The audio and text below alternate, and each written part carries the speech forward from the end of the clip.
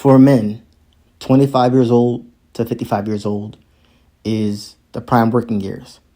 But the core years, the high earning years, the years that a man will make most of his money throughout his entire life, is only a 20-year span. And that is between the ages of 35 and 55.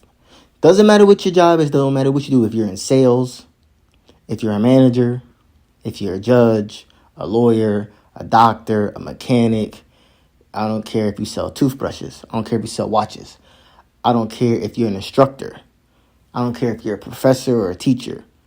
Whatever you do as a man, the ages of 35 and 55 is your window to make all the money you're going to make.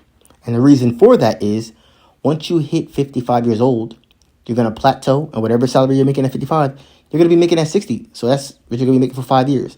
And then you're going to go on the downswing from 60 to 65 because you're just old and you're going to be going towards retirement. Now, there is that 1% that when they hit 55 years old, right, they shoot up to millions because all their investments hits and things like that. So yes, there's that little small 1%, but the average person, the average man between 35 and 55 years old, that's when he's going to make all of his paper. So you got to prepare for that, right? Okay, I'm going to use Cliff Huxtable as an example, right? He was an OBGYN doctor.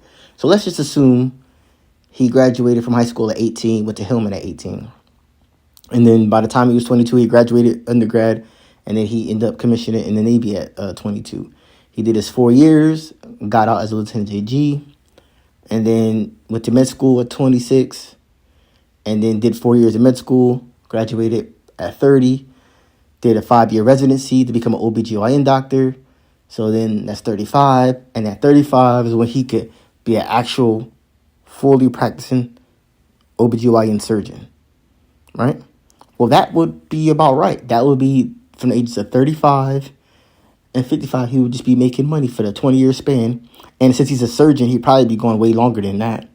But the point is, his prime earning potential, when he got into like his actual high earning years, he was 35. He was a doctor, right? So that actually works out, it pans out. But I'm just saying for everybody in general, as a man, you got to understand, from 35 to 55 is where you're going to make most of your money. So you got to make smart choices.